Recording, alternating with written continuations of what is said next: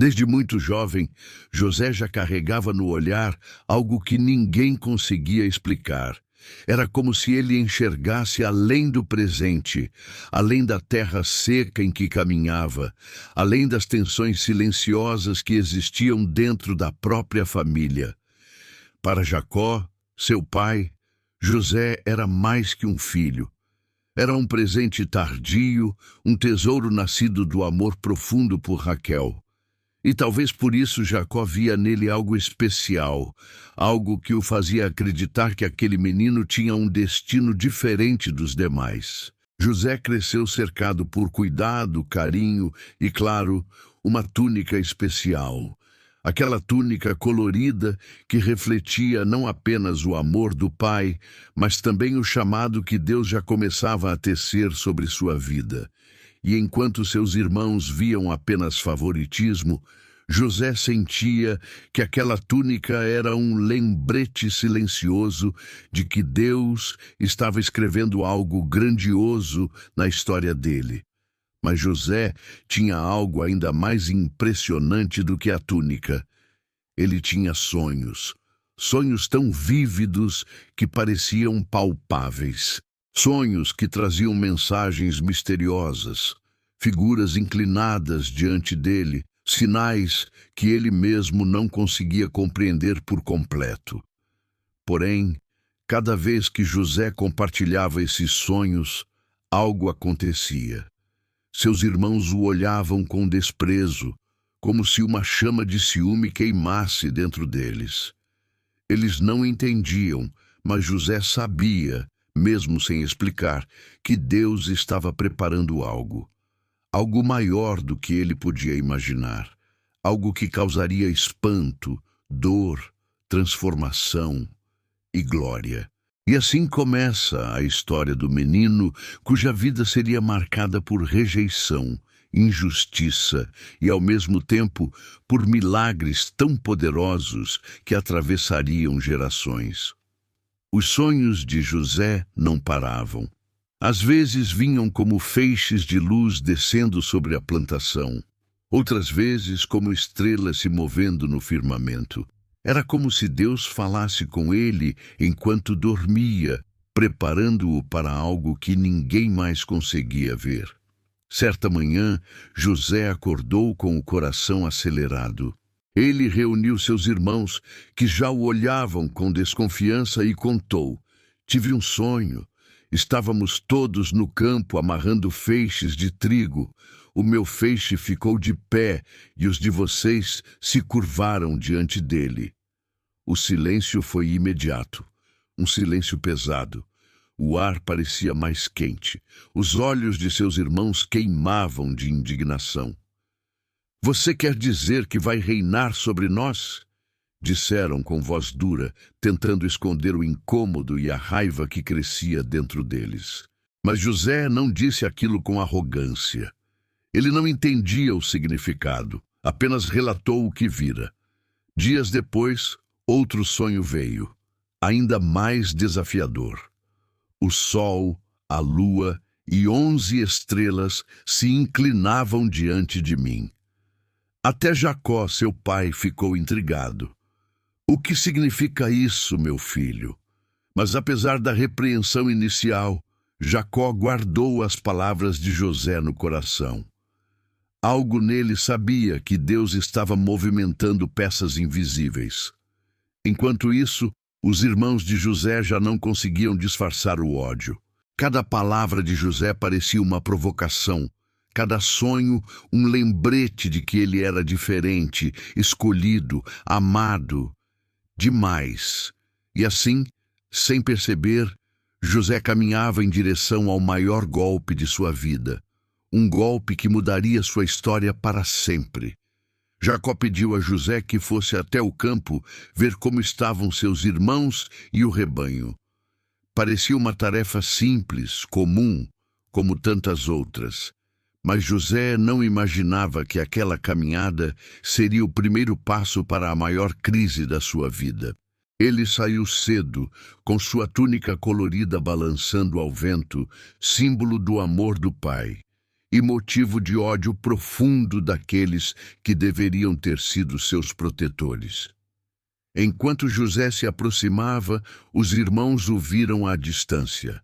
Reconheceram a túnica antes mesmo de reconhecer o rosto. "Lá vem o sonhador", disseram com desprezo, como se cuspindo a palavra. O tom não era de brincadeira, era de rancor acumulado, de dor, de inveja. E naquele momento, seus corações endurecidos decidiram algo terrível. "Vamos matá-lo!" A frase ecoou como um trovão. Um de seus irmãos, Rubem, sentiu o impacto e tentou impedir que derramassem sangue inocente.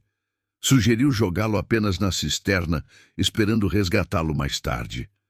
Mas o ambiente já estava tomado por escuridão. José chegou sem imaginar nada. Aproximou-se com o mesmo sorriso humilde, mas seu destino já estava sendo selado. Em um ataque repentino, eles o agarraram, arrancaram sua túnica, símbolo de amor, agora símbolo de rejeição, e o lançaram dentro de uma cisterna vazia, fria, escura, o chão duro, o coração acelerado, o silêncio. José, o menino sonhador, agora estava sozinho no fundo de um buraco. Mal sabia ele. Deus ainda estava escrevendo. Se você crê que Deus transforma até os piores cenários em grandes milagres, comente "Eu creio". Isso ajuda essa mensagem a alcançar mais pessoas.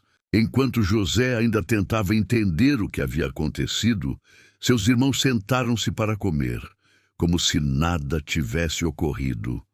Um gesto que mostrava o quão endurecido estava o coração deles. Mas Deus, mesmo silencioso, já estava movendo as peças da história. De longe, uma caravana de ismaelitas se aproximava, camelos carregados de especiarias, rumo ao Egito. Judá, observando aquilo, teve uma ideia que mudaria completamente o destino de José. "O que ganhamos matando nosso irmão? Vamos vendê-lo. Ele é nosso sangue, mas ficará longe de nós." Os irmãos concordaram. Para eles era a solução. Para José, um novo abismo. Para Deus, o início de uma virada. Tiraram José da cisterna já como alguém sem valor. O menino que antes tinha sonhos e uma túnica colorida, agora era apenas um escravo, vendido por 20 moedas de prata. Suas mãos, antes livres, agora eram presas por cordas. Seus passos, antes guiados por amor, agora eram levados pela dor. Imagina o coração de José naquele momento, os olhos cheios de lágrimas, tentando entender onde estava Deus, os pensamentos confusos, tentando encontrar sentido, o peito apertado, tentando não quebrar. E enquanto a caravana seguia para o Egito, seus irmãos voltaram para casa com uma mentira preparada. Sujaram a túnica colorida com sangue de animal e entregaram a Jacó, que caiu em prantos, acreditando que seu filho amado havia sido devorado por uma fera. A dor de Jacó ecoava pela casa. A dor de José ecoava pelo deserto. Mas o silêncio de Deus era apenas o preparo para algo maior. O menino sonhador ainda não sabia, mas a promessa estava viva, mesmo no cativeiro. A caravana finalmente chegou ao Egito, uma terra grandiosa, cheia de templos, palácios e senhores poderosos. Para José, tudo era estranho, distante, assustador. Mas mesmo ali, no meio de um mundo que não falava sua língua e não conhecia seu Deus, o Senhor estava com ele. José foi comprado por Potifar, um oficial importante do faraó, capitão da guarda real. Era um homem disciplinado, acostumado à autoridade, e rapidamente percebeu algo diferente naquele jovem hebreu.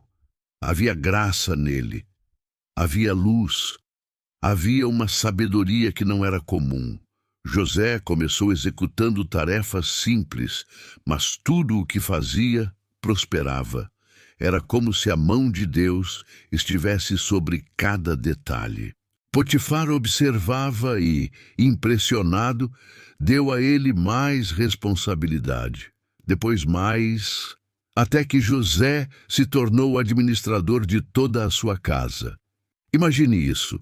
O menino rejeitado pelos irmãos, o escravo carregado pelas cordas dos ismaelitas, agora governava tudo dentro da casa de um dos homens mais influentes do Egito. Deus estava virando páginas que José nem sabia que existiam. Por onde passava, José deixava marcas de fidelidade, de caráter, de excelência. Ele não se entregou à tristeza, nem se perdeu na amargura. Mesmo longe de seu pai, mesmo sem entender o motivo de tudo, ele escolheu permanecer fiel a Deus. Mas ao mesmo tempo em que a bênção crescia, um novo perigo se aproximava, silencioso, sedutor, mortal. A esposa de Potifar observava José, e não era um olhar inocente. A tempestade estava prestes a começar. José continuava servindo com excelência, e tudo prosperava sob suas mãos. Mas à medida que ele ganhava destaque, um olhar insistente o perseguia pela casa. O olhar da esposa de Potifar. Ela observava cada passo, cada gesto, cada movimento. E o desejo em seu coração crescia como fogo escondido sob palha seca.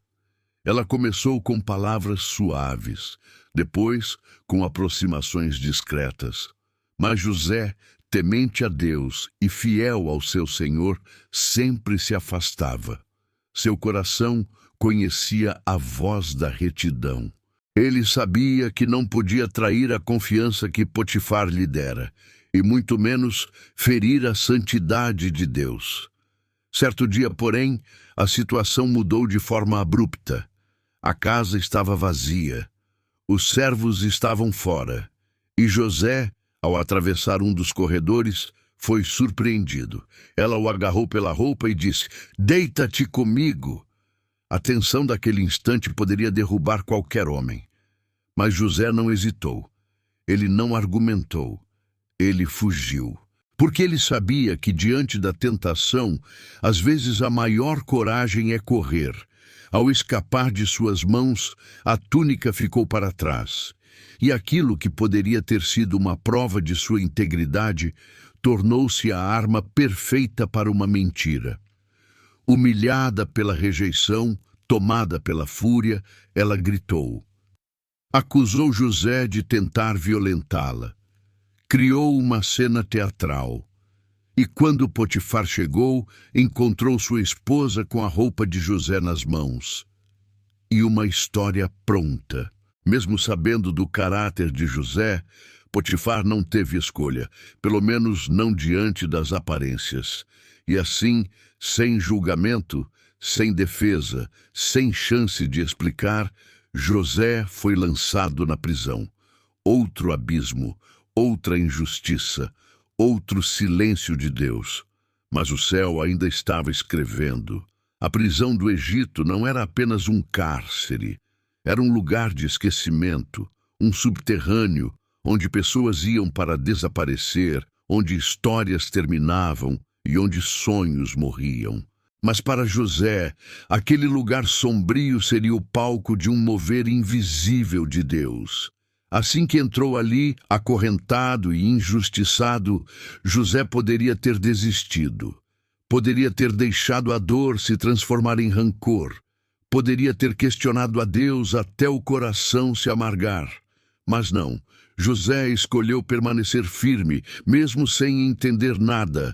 A Bíblia diz: o Senhor era com José, e esse estar com ele fez toda a diferença. Com o tempo, o carcereiro percebeu algo parecido com o que Potifar viu. José era diferente. Tudo o que ele fazia prosperava, mesmo dentro de paredes frias. José não apenas cumpria funções, ele servia com propósito. Ele cuidava dos outros presos, organizava o ambiente, mostrava empatia, humildade e sabedoria. Logo, o chefe da prisão confiou tudo a ele. Imagine isso. Um homem condenado, acusado falsamente, agora administrava a própria prisão. Nenhuma cela era aberta ou fechada sem que José soubesse. Nenhum problema era resolvido sem que sua voz fosse ouvida. E, embora José ainda não percebesse, Deus estava preparando o encontro que mudaria novamente sua trajetória. Um encontro com dois homens muito próximos ao faraó, o copeiro e o padeiro. Eles chegariam carregando sonhos perturbadores, e José carregava a chave para interpretá-los. O destino estava prestes a avançar mais um passo, mesmo que no momento tudo ainda parecesse escuro. O tempo na prisão passava devagar, tão devagar que parecia querer apagar a esperança. Mas Deus não esquece seus filhos, mesmo quando todos os outros esquecem.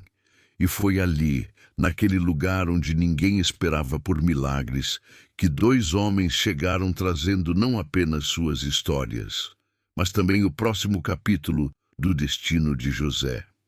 O copeiro e o padeiro do faraó haviam sido presos por ofensas contra o rei. Eram homens acostumados ao palácio, à riqueza, ao brilho do poder. Agora estavam abatidos, confusos e assustados. E numa certa manhã, os dois acordaram perturbados por sonhos que não conseguiam entender. José os encontrou tristes e perguntou: "Por que vocês estão assim?" Eles explicaram que haviam sonhado, mas não havia ninguém para interpretar. Então, José disse com firmeza e humildade: "Interpretações pertencem a Deus. Contem-me os sonhos." E ali, no meio da escuridão, a luz começou a brilhar. O padeiro contou seu sonho primeiro, e José, guiado por Deus, revelou que seu destino era trágico. O copeiro contou o dele, e José anunciou que ele seria restaurado ao palácio. E tudo aconteceu exatamente como Deus havia mostrado. Antes que o copeiro partisse, José pediu apenas uma coisa: "Quando estiver diante do faraó, lembre-se de mim." Mas o homem se esqueceu. Por 2 anos inteiros, o nome de José não foi mencionado nos corredores do palácio. Aparentemente, ele continuava invisível. Mas Deus não havia se esquecido. Ele estava preparando o instante perfeito, e esse momento estava chegando. Se você acredita que Deus te vê mesmo quando ninguém te nota, comente: "Deus não esquece." Sua interação ajuda essa mensagem a alcançar outras vidas. 2 anos se passaram, 2 longos anos em que José continuou servindo na prisão, mesmo sabendo que havia interpretado corretamente os sonhos daqueles homens. 2 anos em que o silêncio parecia gritar mais alto do que qualquer esperança. Mas o tempo de Deus não se atrasa. Ele se alinha. E então, numa noite que mudaria o curso da história, o próprio faraó teve 2 sonhos perturbadores. Sonhos tão intensos que o deixaram inquieto, incapaz de descansar. Ele chamou todos os magos, sábios e intérpretes do Egito, mas nenhum deles conseguia explicar o significado. Foi nesse momento que uma lembrança adormecida despertou. O copeiro, aquele que se esqueceu de José, de repente lembrou: "Hoje me recordo das minhas faltas", disse ele ao faraó, explicando que havia na prisão um jovem hebreu que interpretava sonhos com precisão divina. O faraó não hesitou, ordenou: "Tragam-no agora." E de um instante para outro, a vida de José começou a se transformar. Aquele que estava preso há anos foi chamado para se apresentar diante do homem mais poderoso da terra. Rapidamente, José foi tirado da prisão, barbeado, recebeu roupas novas. E então, entrou no palácio. Cada passo ecoava como algo profético. As paredes altas, as estátuas douradas e o trono colossal pareciam distantes da realidade do filho de Jacó. Mas ali estava ele, um ex-escravo, um prisioneiro, um sonhador injustiçado, agora diante do rei do Egito. O faraó olhou nos olhos daquele jovem e disse: "Ouvi dizer que você pode interpretar sonhos." E José respondeu com humildade, a mesma que carregou desde menino: "Eu não posso, mas Deus pode. E ele dará ao faraó uma resposta de paz." Naquele exato momento, o céu começava a mover-se de forma visível. O tempo do propósito estava chegando. O silêncio no palácio era profundo. Todos aguardavam, atentos, enquanto o faraó contava seus sonhos a José.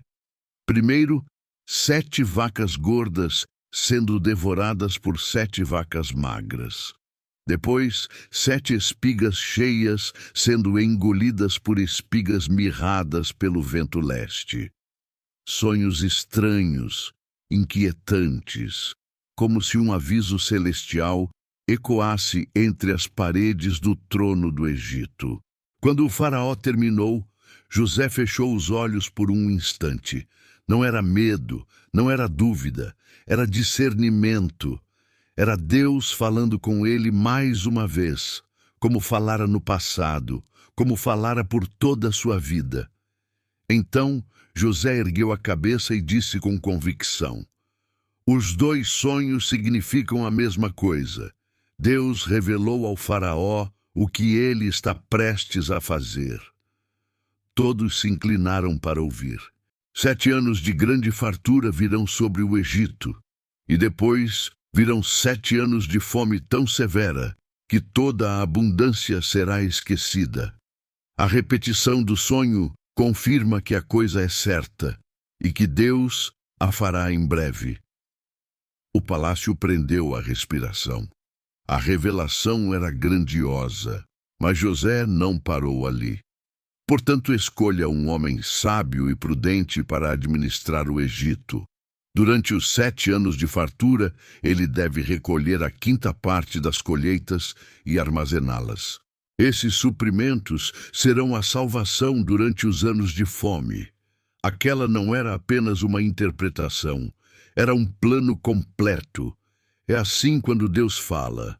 Ele revela, alerta e orienta. O faraó, impressionado, olhou para seus oficiais e perguntou: "Poderíamos encontrar alguém como este homem em quem esteja o Espírito de Deus?" Nenhum deles ousou responder. A resposta já era evidente. José não fazia ideia, mas estava a segundos de viver a maior reviravolta de sua existência e de ver seus sonhos proféticos se aproximando do cumprimento. O faraó ficou tão impressionado com José que, sem hesitar, o nomeou governador de todo o Egito, a 2ª posição mais poderosa do reino, encarregado de toda a provisão durante os anos de fartura. As roupas antigas de escravo foram substituídas por vestes finas, o anel de autoridade colocado em sua mão, e o trono do rei, embora menor, foi dado para ele administrar com sabedoria. Durante os anos de fartura, José cumpriu fielmente cada instrução de Deus. Armazéns foram construídos, grãos recolhidos e a ordem espalhada pelo Egito. Tudo prosperava, exatamente como Deus havia planejado. Sua fidelidade e discernimento impressionavam todos ao seu redor. Então vieram os anos de fome. A terra de Canaã também sofreu. E os irmãos de José, ainda sem reconhecerem-no, viajaram até o Egito em busca de alimento. Um choque silencioso aconteceu. Os sonhos que José contava quando menino estavam começando a se cumprir. Eles se curvaram diante dele, sem saber quem ele era. José os reconheceu imediatamente, mas decidiu testar seus corações. Conversas, provas e estratégias foram usadas para revelar se eles haviam mudado, se havia arrependimento, se havia coração disposto à reconciliação. Cada encontro trazia lembranças da túnica, da cisterna, da dor e da injustiça. Mas, acima de tudo, José manteve em si algo maior: o perdão. Aquele que poderia se vingar decidiu abençoar.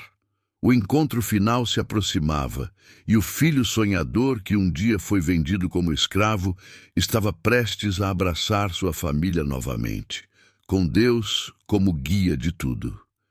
José finalmente se revelou aos irmãos. A surpresa foi imensa.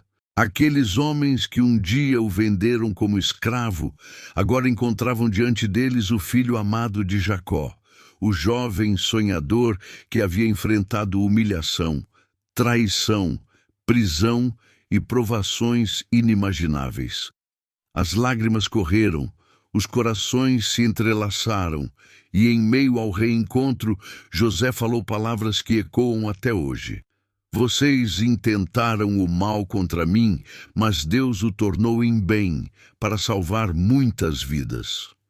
Não era apenas uma vitória pessoal, era a manifestação do cuidado divino, da providência e do propósito de Deus que se cumpre mesmo nas dificuldades. A família se reuniu, o perdão restaurou relacionamentos e a vida seguiu sob a proteção e direção do Senhor. O menino sonhador tornou-se o homem que conduziu toda uma nação à sobrevivência. Seus sonhos, que pareciam absurdos na juventude, se tornaram realidade. Cada lágrima, cada injustiça, cada momento de dor se transformou em um testemunho vivo da fidelidade de Deus. E hoje, ao lembrar da história de José, somos convidados a refletir.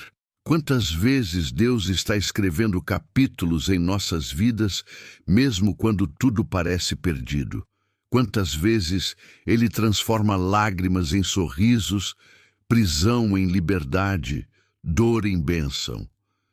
Se você se emocionou com a história de José e crê no poder de Deus em transformar vidas, comente: Glória a Deus.